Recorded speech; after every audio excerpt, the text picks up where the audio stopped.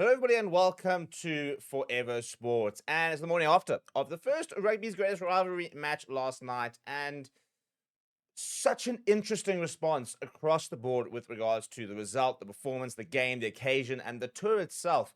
With a lot of battle lines being drawn. I suppose that's it, isn't it? We kind of live with the greatest rivalry situation, and I suppose in doing so, we've got to sort of galvanize quite a lot of rivalry within the fans, which I think is certainly what is the case at the moment. Lots of Springbok fans talking about how poor the All Blacks were last night and how this means that the Springboks will be very happy with what they're looking and feeling very confident ahead of it. Lots of All Blacks fans defending the performance, saying this is just a midweek inverted commas side, obviously nowhere close to the All Blacks full strength side, and therefore you can't really compare.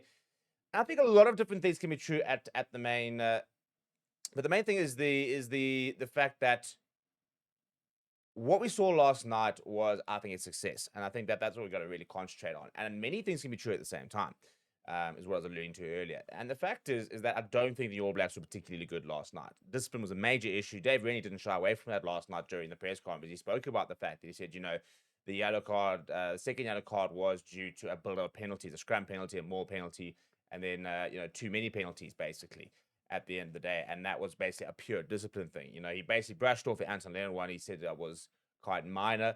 But at the end of the day, there were definitely red flags with the All Blacks performance last night. And I think that the main thing, the main worry would be being penalized a lot of scrum time and not being able to get the scrum ascendancy against a franchise side, which, those are two props. Nearly Bashir is kind of close onto the block radar, but probably fourth or fifth or even sixth in line from a tight end perspective. Vera Matonga at the moment isn't even really on the radar at all, and yet they did a job on that All Blacks front row. The other worry would be, the Mauls, for example, collapsing the Mauls, and just in general, the fact that the set piece wise, the All Blacks weren't particularly strong because that is the bread and butter of the Springboks. So that was definitely a red flag. But again, you've got a full tour, and it's an interesting sort of balance because a lot of the All Blacks fans and fans in general are saying that the All Blacks are only going to get better, which I think they will. I think they'll improve the more they play with each other. But then it's an interesting sort of situation where you talk about the fact that they're going to get fitter and stronger, but at the same time, the biggest curveball with a tour like this, where you're playing a game effectively every 4 days for the first 2 weeks at least, and then you've got one full week, and then you've got another game every 4 days type of thing. But you've got 8 matches across, about 6 weeks odd. And I think that the main thing with regards to that is being able to actually keep the squad fresh. It's not necessarily about getting fitter, strong, and the likes of that. It's how do we keep the squad fresh and how do we rotate in and out with players so that they kind of have equal game time. But ideally, you almost want to be able to keep back certain players ahead of the test series because there's 4 tests, eh? I mean, if you look at a traditional British and Irish Lions tour, which is our only real comparable product these days, we don't have the traditional tours of old. That's usually a 3-match test series. This, on the other hand, is 4 test matches. Now, the extra test is a big part of it because that means that there's test rugby for a month, and we very rarely, outside of World Cups, see 4 back-to-back tests. You don't see it in the Six Nations. We didn't see it in the Nations Championship. You don't see it in the Rugby Championship. At a push, you might see it at the end of the year, and not all teams will go 4 tests back-to-back. Lots of them will go 3. Some of them will go 4. So that is a big ask to have 4 test matches, back to back to back. And that's why World Cups, when they speak about the World Cups, the difficulty of World Cup is not necessarily just trying to win all the different games. It's being able to last the tour. And that's why a big part of what we've been discussing this week has been, can the All Blacks survive the tour aspect in terms of the demands that the tour comes with. So let's sort of talk about last night's performance, I guess. And I think the Stormers can be very proud of themselves. I think that they really pushed up. I think some players put their hands up. Dion Faree, phenomenal performance. Yakin Ahmed looked so comfortable. Big performances from Warwick Gallant, I thought was very good. Jonathan Roach didn't look out of place. Imad Carr, such a heartbreaking injury for him, but some big performances from the likes of Vera Matonga, who I think really kind of announced himself last night from a scrummaging point of view. Andre Hugo Fenter definitely had a bit of a statement performance. Other players maybe didn't take their chances to the same extent. But in terms of where the All Blacks are, because there's a lot of different things that are being discussed, and we've got things ranging from they don't want to give the game plan away, that this is a bit of a friendly inverted commas, and this is not far from the full strength side, and a lot of these things are true. But they've also got to find the balance between not giving things away, holding certain things back, but also trying to find rhythm. You've got to try and find match day rhythm. One of the big reasons that the Springboks have got this Argentina game is exactly that reason. The fact that we can get players over there who didn't feature in the Nations Championship. We can get runouts for Rassie Erasmus, Lurt. Even Andreas Tesno didn't play much. Kaden Moody didn't play much. We can get them some game time, and we can also start to work on our game plan. And the box will also be holding things back. We're definitely going to see things being trialed during that test series. Both teams will have their plans they'll want to try and use in these tests to try and gain an advantage and get one over the other. There's no doubt that that will be the case. But at the same time, again, you can't then just sacrifice that and say, cool, we're not going to play any sort of game plan, in inverted commas. You have to be able to incorporate elements of your game plan to be able to find that rhythm, to be able to find that you get the teams to gel, really, I guess.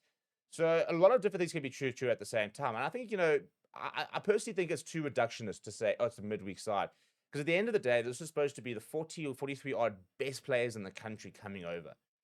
Because the Stormers were also missing about 19 odd players who are currently contracted who probably would have been in the selection frame. With at least 14 of those 19 probably on a normal day would have, been involved. And you think there's obviously, Cheslin, Sear, Vilkolo will come into the franchise, but even the players who were at the franchise before, Sasha, Kubas Reinach, Zach Porth and Ben Jason Dixon, Marcel Tennyson injured, Yuri Mattia injured, no JD Schickling, no Paul de Villiers, so there are lots of players that were missing from the Stormers. So it is also not anywhere near a full-strength Stormers side.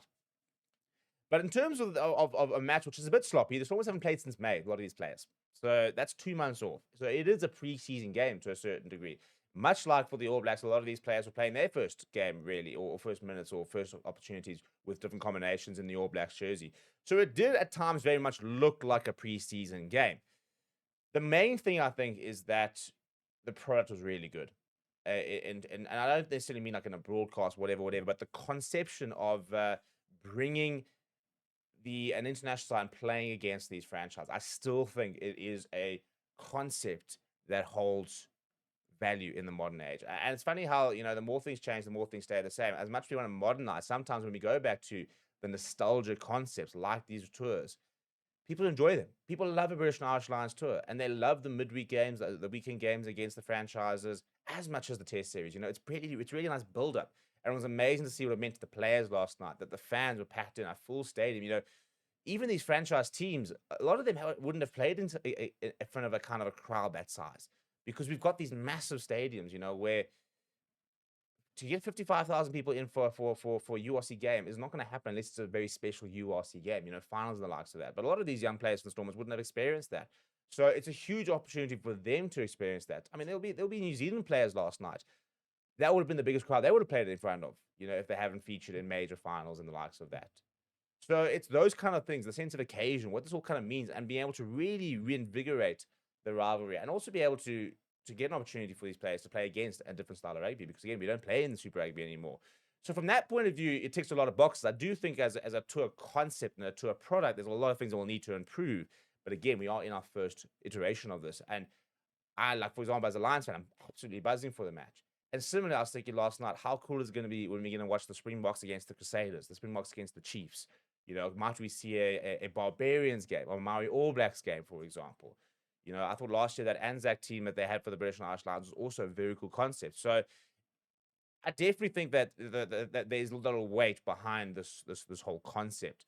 We got to try and find the details, and also got to understand what the trade-offs, inverted commas, are and whether they're worth it. I personally think they are. Yes, it might not have been a game for the ages from a technical perspective, but there was no doubt that it was worth watching, I think. And if you only watch rugby for the product, inverted commas, of how entertaining was it, how slick was it, I think you missed the point of sport in general. Often you've got contests which can be, inverted commas, dirty and not be pretty and sexy and nice thing, and they can be enthralling counters. Otherwise, you can also see games where the passing slick, the moves are slick, and it's amazing, but it's a blowout and it's not that entertaining. So I don't think that the idea of playing sexy, inverted commas, or clean, or high levels of rugby is always going to translate into a watchable match to a certain degree. And again, we have to understand the circumstances to why this happened.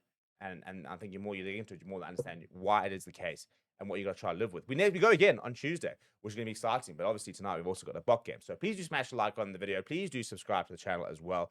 Thank you very much for watching. My name is Steve. I'll chat to you soon.